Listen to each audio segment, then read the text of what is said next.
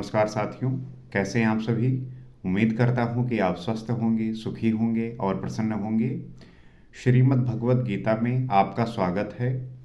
जैसा कि हमने पिछले एपिसोड में पंचदश अध्याय समाप्त किया, आज हम उसके निष्कर्ष के बारे में जानेंगे, समझने का प्रयास करेंगे कि पूरे अध्याय में जो हमने सीखा, जो हमने जाना, वो किस प्रकार से हमारे लिए उपयोगी है, किस प्रकार से हमारे लिए आवश्यक है।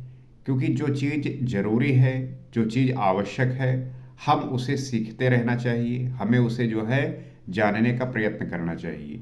क्योंकि आपकी जो कंटिन्यू लर्निंग है, जो आप लगातार सीखने की प्रक्रिया में रहते हैं, वही आपके जीवन में सिखाएगी आगे जाने की कि जीवन को कैसे जीना है, जीवन में कैसे लोगों के साथ व्यवहार करना है, उनके प्रति कैसे उदार रहना है, आपकी जो जिम्मेदारी है, आपकी जो रिस्पॉन्सिबिलिटीज़ हैं उसे कैसे निभानी है, और प्रकृति के प्रति आपका कितना उदार होना, उसके प्रति अपने आप को कितना बनाना, ताकि हम उसे वो दे सके जो हम भोग की वस्तुओं के लिए या अपने स्वयं के जीवन के लिए उसका उपयोग करते हैं, तो हम बदले में उसे क्या दे सकते हैं।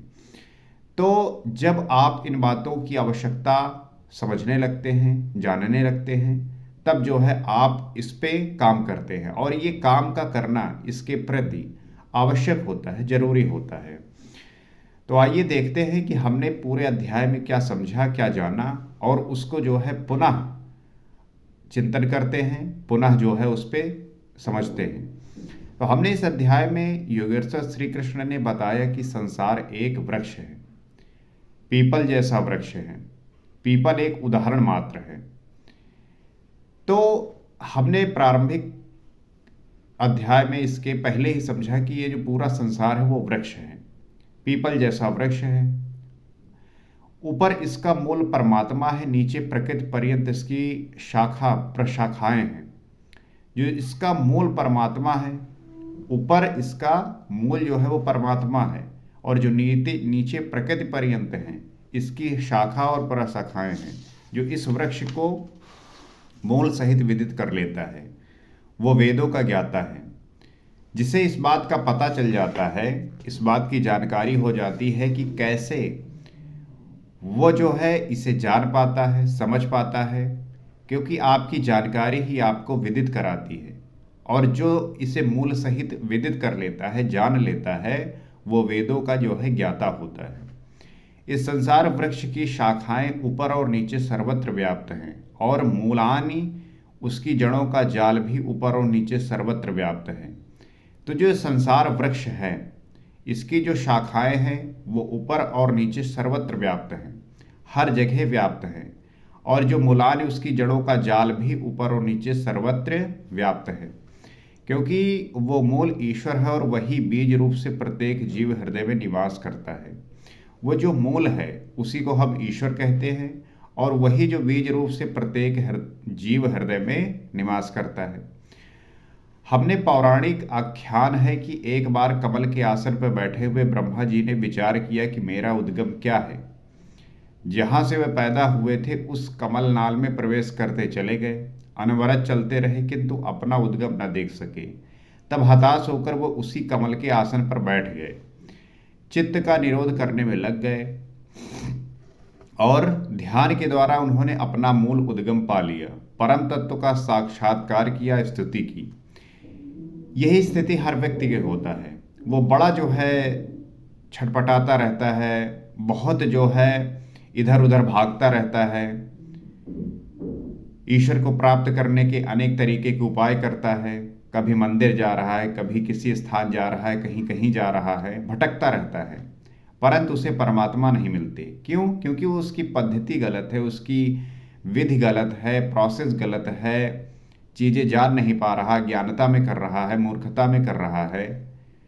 लेकिन परमात्मा की प्राप्ति तभी होगी जब वो व्यक्ति ध्यान में लगेगा, अपने चित्त का निरोध करेगा, और अपना जो मूल है वो उसको पा जाएगा, परम तत्व का साक्षात्कार जो है हो जाएगा।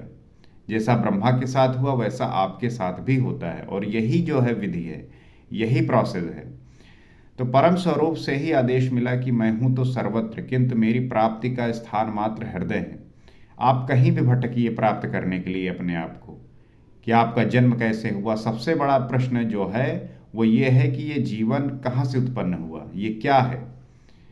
इस पे जो है बड़ी डिबेटें होती हैं, बहुत लोग अलग अलग तरीके के तर्क प्रस्तुत करते हैं।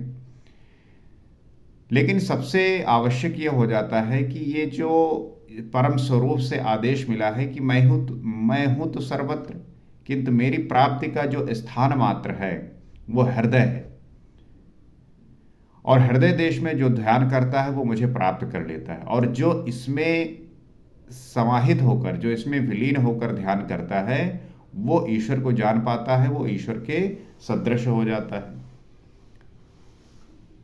तो विधि जो है बहुत आसान है, बहुत इजी है, बस इसे इस प्रकार से करने की आवश्यकता है।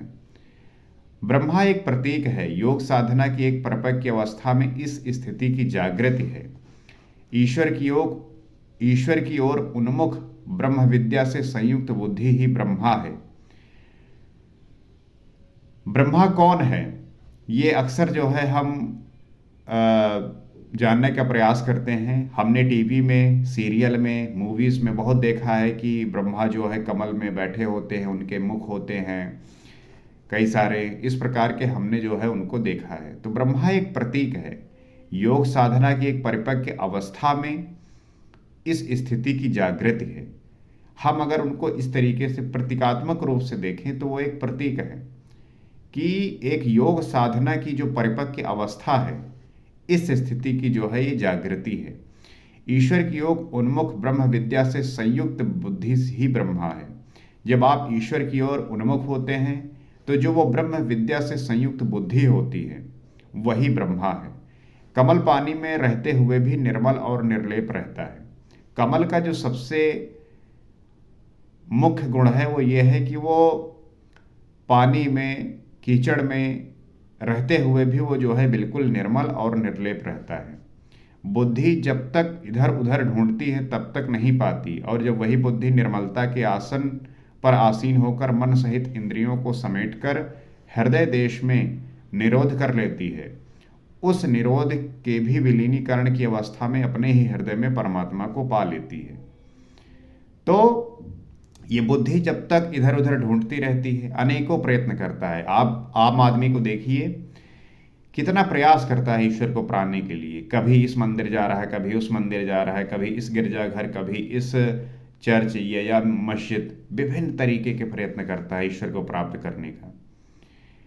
लेकिन ईश्वर तब प्राप्त होता है जब बुद्धि निर्मलता के आसन पर आसीन होती है और मन सहित इंद्रियों को जो समेट कर हृदय देश में निरोध कर लेती है। उस निरोध के भी विलीनीकरण की अवस्था में अपने ही हृदय में वो परमात्मा को पा लेती है, अपने ही हृदय में वो परमात्मा को जान पाती है। यहाँ भी जो है श्री कृष्ण ने अनुसार संसार वृक्ष है, जिसका मूल सर्वत्र और शाखाएं सर्वत्र हैं। कर्मानुबंधिनी मनुष्य लोग के कर्मों के अनुसार केवल मनुष्य योनि में बंधन तैयार करता है, बांधता है। तो कर्मों के अनुसार जो केवल मनुष्य योनि में बंधन तैयार करता है, बांधता है, अन्य योनियां तो इन्हीं कर्मों के अनुसार भोग भोगती हैं। जो अन्य योनियां हैं वो इन्हीं कर्मों के अनुसार भोग को भोगती हैं। दृढ़ वैराग्य रूपी शस्त्र द्वारा इस संसार रूपी पीपल के वृक्ष को तू काट और उस परम पद को ढूंढ जिसमें गए हुए महर्षि पुनर्जन्म को प्राप्त नहीं होते। आप जो ये संसार रूपी वृक्ष है, इसको एक माह शस्त्र से काट सकते हैं, वो है दृढ़ वैराग्य रूपी शस्त्र। और इस वृक्ष को किसी भी चीज से नहीं काटा जा सकता, क्योंकि तभी जो है आप परम पद को ढूंढ पाएंगे। जहां पर जो महर्षि हैं वहां पहुंचने के बाद वो पुनर्जन्म को प्राप्त नहीं होते, वो मोक्ष को प्राप्त हो जाते हैं, वो मुक्ति को प्राप्त हो जाते हैं। कैसे जाना जाए कि संसार वृक्ष कट गया? तो श्री कृष्ण कहते हैं, जो मान और मोह से सर्वथा रहित है, जिसने संग दोष जीत लिया है, जिसकी कामनाएं निवृत्ति हो गई हैं और जो द्वंद्व से मुक्त है, वो पुरुष उस परम तत्व को प्राप्त होता है। ये प्रश्न उठता है कि कैसे हम जाने कि ये संसार वृक्ष जो है वो कट गया है। तो श्री कृष्ण बताते हैं, जो व्यक्ति मान और मोह से सर्वथा रहित है, उसको इस बात का प्रभाव ही नहीं पड़ता कि आप उसे गाली देते हैं या प्रशंसा करते हैं। वो संग दोष को जीत लिया हो, जिसकी कामनाएं निवृत्ति हो गई हो। आप तो हर क्षण जो है एक नई कामना लिए बैठे रहते हैं कि मुझे ये गाड़ी मिल जाए, मुझे ये धन मिल जाए, मुझे ऐसा घर हो जाए, ये स्त्री मिल जाए, ये पुरुष मिल जाए। विभिन्न प्रकार की इच्छा और कामनाएं लिए बैठे रहते हैं। तो जो व्यक्ति इनसे निवृत्त होता है और जो ये द्वंद्वों से मुक्त होता है, वो जो व्यक्ति है वो परम तत्व को प्राप्त होता है। तो इस परम पद को ना सूर्य, ना चंद्रमा और ना अग्नि ही प्रकाशित कर पाते हैं। वो स्वयं प्रकाश रूप है। तो वो जो परम पद है उसे ना तो सूर्य प्रकाशित कर सकता है, ना चंद्रमा प्रकाशित कर सकता है, और ना ही अग्नि प्रकाशित कर सकता है। वो तो स्वयं जो है प्रकाशवान है, जिसमें गए हुए पीछे लौटकर नहीं आते। वो मेरा परम धाम है, जिसे पाने का अधिकार सबको है, क्योंकि ये जीवात्मा मेरा ही शुद्ध अंश है। उस स्थिति को प्राप्त होने के बाद कोई भी पीछे लौट के नहीं आता। हमने ये पिछले एपिसोड में समझा, जैसे गौतम बुद्ध हुए, महावीर हुए,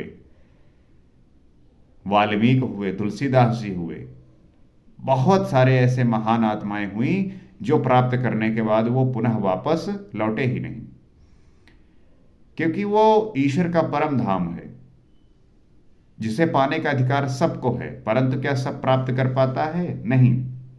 कुछ विरले ही लोग जो है प्राप्त कर पाते हैं। क्यों? क्योंकि उसके लिए जो त्याग, तपस्या चाहिए वो हर किसी के बस की बात नहीं है। लेकिन जो कर पाएगा वो प्राप्त कर पाएगा। यहाँ पे किसी भी प्रकार का रोक नहीं है, क्योंकि वो जो जीवात्मा है वो ईश्वर का ही शुद्ध अंश है। अब शरीर का त्याग करते समय जीवात्मा मन और पांचों ज्ञानेंद्रियों के कार्यकलापों को लेकर नए शरीर को धारण करता है। जब व्यक्ति शरीर का त्याग करता है तो उस समय जो जीवात्मा है वो मन और जो पांचों ज्ञानेंद्रियों के कार्यकलापों को लेकर वो जो है नए शरीर को धारण करता है। इसीलिए आपके जो कार्य हैं, आपका जो मन है, आप किस प्रकार से जीवन को जिए हैं, वो बड़ा महत्व रखता है, क्योंकि वो जीवात्मा उन्हीं सब गुणों को लेके जाता है और जिस व्यक्ति में प्रवेश करता है वो उन्हीं गुणों से जो है गुणों से युक्त होता है। तो संस्कार सात्विक हैं तो सात्विक स्तर पर पहुंच जाता है, राजसी हैं तो मध्यम स्थान पर, और तामसी रहने पर जघन योनियों तक पहुंच जाता है। तो अगर जिन गुणों को हमने जाना कि अगर सात्विक है, अगर संस्कार सात्विक हैं तो सात्विक स्तर पर पहुंच जाता है, अगर राजसी हैं तो मध्यम स्थान पर, और तामसी हैं तो वो जघन्य योनियों में पहुंच जाता है। तथा इंद्रियों के अधिष्ठाता मन के माध्यम से विषयों को देखता और भोगता है। जो इंद्रियों का अधिष्ठाता है मन, वो इन माध्यम से, मन के माध्यम से विषयों को देखता है और भोगता है। ये दिखाई नहीं पड़ता, इसे देखने की दृष्टि ज्ञान है। ये दिखाई नहीं पड़ती, क्योंकि जो आप प्रकृति देख रहे हैं, बाह्य रूप में सारी वस्तुओं और विषयों को देख रहे हैं, ये आपके तो ये सामान्य आंखों द्वारा दिख रहे हैं, लेकिन वो आप ज्ञान दृष्टि द्वारा देख पाएंगे। कुछ याद कर लेने का नाम ज्ञान नहीं है। योगी जन हृदय में चित्त को समेटकर प्रयत्न करते हुए उसे देख पाते हैं। ये ऐसा नहीं है कि आपने कुछ याद कर लिया और आपको जो है उसका ज्ञान हो गया, वो ज्ञान नहीं। योगी जन हृदय में चित्त को समेट लेते हैं। ऐसे योगी जन जो हृदय में, अपने में उन चित्त को समेट लेते हैं और प्रयत्न करते हुए उसे देख पाते हैं। अतः ज्ञान साधन गम्य है। हाँ, अध्ययन से उसके प्रति रुझान उत्पन्न होती है। संशय युक्त आकृतात्मा लोग प्रयत्न करते हुए भी उसे नहीं देख पाते। जो लोग संशय से युक्त हैं, जो आकृतात्मा हैं, वो लोग प्रयत्न करते हुए नहीं प्राप्त कर पाते हैं, क्योंकि वो पाखंड से लिप्त होते हैं। वो बेवजह और बेकार की बातें करते रहते हैं।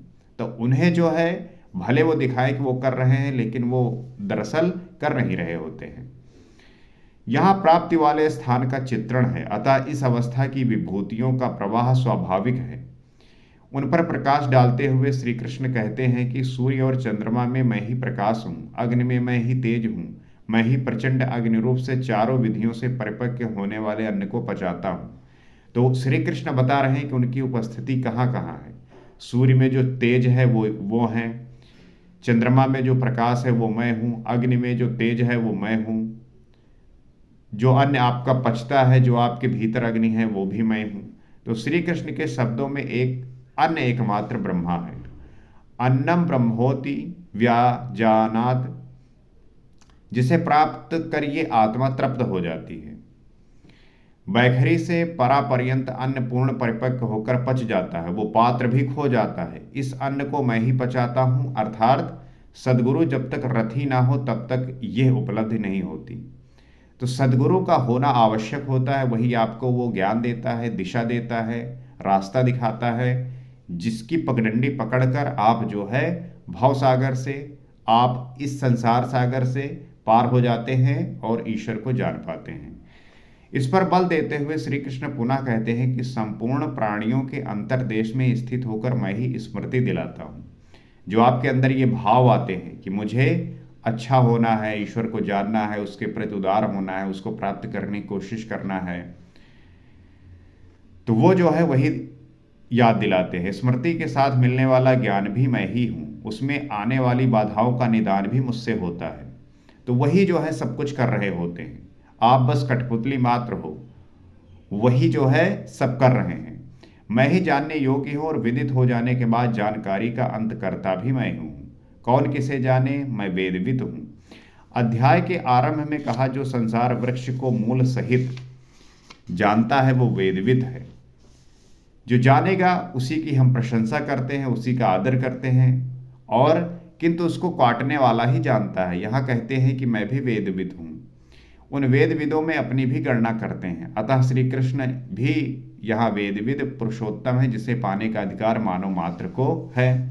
श्री कृष्ण भी चूंकि मानव रूप में थे और वो भी कर्तव्य कर रहे थे, तो उनके जो कार्य थे वो भी यही बता रहे थे कि वो भी जो है पुरुषोत्तम है, वो भी जो है वेदविद है।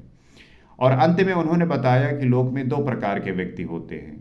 भूतादिकों के संपूर्ण शरीर क्षर है, मन की कूटस्थ अवस्था में यही जो व्यक्ति है अक्षर है, किंतु है द्वंद्वात्मक, और इससे भी परे जो परमात्मा परमेश्वर अव्यक्त और अविनाशी कहा जाता है वो वस्तुतः अन्य है। बाद में वो ये भी बताते हैं कि इस संसार में दो प्रकार के लोग हैं। एक क्षर जिनका जो है नाश होता है, एक अक्षर जिनका नाश नहीं होता। मन की कूटस्थ अवस्था में यही व्यक्ति जो है अक्षर होते हैं, किंतु इनसे भी परे जो परमात्मा परमेश्वर अव्यक्त और अविनाशी कहा जाता है वो वस्तुतः अन्य ही है। और जब आप इससे परे जाते हैं तब उसकी अनुभूति कर पाते हैं, तब वो आप बर पाते हैं। तो ये क्षर और अक्षर से परे वाली अवस्था है, यही परम स्थिति है। जब आप क्षर और अक्षर से परे जाते हैं, यही अवस्था जो है परम गति है। हमने इसके बारे में डिटेल में जो है चर्चा पिछले एपिसोड में की है। ये हम चूंकि निष्कर्ष पढ़ रहे हैं, पुनः जो है इस पे विश्लेषण कर रहे हैं, एनालिसिस कर रहे हैं, तो आप विधिवत रूप से जानने के लिए पिछले एपिसोड में जाकर इसके बारे में जान सकते हैं। इससे संगत करते हुए कहते हैं कि मैं भी क्षर अक्षर से परे वही हूँ, इसलिए लोग मुझे पुरुषोत्तम कहते हैं। श्री कृष्ण भी चूंकि क्षर और अक्षर से परे थे, तो इसलिए जो है वो पुरुषोत्तम कहलाए। इस प्रकार उत्तम व्यक्ति को जो जानते हैं वे ज्ञानी जन भक्तजन सदैव सब ओर से मुझे ही भजते हैं, उनकी जानकारी में अंतर नहीं है। तो अर्जुन को कहते हैं ये अत्यंत गोपनीय रहस्य मैंने तेरे प्रति कहा। प्राप्ति वाले महापुरुष सबके सामने नहीं कहते, किंतु अधिकारी से दुराव भी नहीं रखते। अगर दुराव करेंगे तो वो पाएगा कैसे। तो जिस व्यक्ति के अंदर ये भाव होता है ईश्वर को प्राप्त करने की, उसकी पूरी जो है साधना होती है, प्रयत्न होता है, तब वो जो है वो प्राप्त करता है। तो इस अध्याय में आत्मा की तीनों स्थितियों का जो चित्रण है क्षर अक्षर और अति उत्तम व्यक्ति के रूप में स्पष्ट किया गया, जैसा इससे पहले की किसी अन्य अध्याय में नहीं था। तो यहाँ पे हम इस निष्कर्ष को समाप्त करते हैं। अतः ओम तत्सदिति श्रीमद् भगवद गीता सूपनिषस्तु ब्रह्म विद्यायाम योग शास्त्रे श्री कृष्ण अर्जुन संवादे पुरुष उत्तम योगो नाम पंचदशो अध्याय समाप्त। हरि ओम तत्सत। हमने पंचदश अध्याय को आज यहाँ पे समाप्त किया। हमने निष्कर्ष को भी पढ़ा और इस पे हमने डिटेल में चर्चा की। तो अपने ज्ञान चक्षुओं को हमें खोलने के लिए ये ज्ञान का होना आवश्यक है और इसके प्रयत्न के लिए आपको निरंतर ध्यान करते रहना है, आपको चिंतन करते रहना है, मनन करते रहना है। तभी आप भी इस क्षर और अक्षर से परे जाकर परम गति को प्राप्त होंगे, ईश्वर को जान पाएंगे और तभी आपका जीवन जो है सार्थक हो पाएगा। क्योंकि आपका जो अंतिम लक्ष्य होता है मोक्ष की प्राप्ति की, यही होती है। और इसकी जो विधि है वो क्या है, ये श्री कृष्ण ने बताया। तो आप गीता का जो है अध्ययन करिए, इसको जो है पढ़िए और पढ़ते हुए अपने जो ज्ञान चक्षु हैं उसे खोलने का प्रयास करिए। और इसे हम डिटेल में यहाँ समझने का प्रयास करते हैं, जानने का प्रयास करते हैं। तो इसी तरीके से हम आगे भी समझेंगे। अगले एपिसोड में हम 16वां अध्याय प्रारंभ करेंगे और जानेंगे कि श्री कृष्ण अर्जुन को वो कौन से गूढ़ और रहस्यमयी बातें बता रहे हैं, जिसको जानकर किसी भी व्यक्ति के जीवन में परिवर्तन हो सकता है, उसका एक नया जन्म हो सकता है। आज इतना ही। नमस्कार।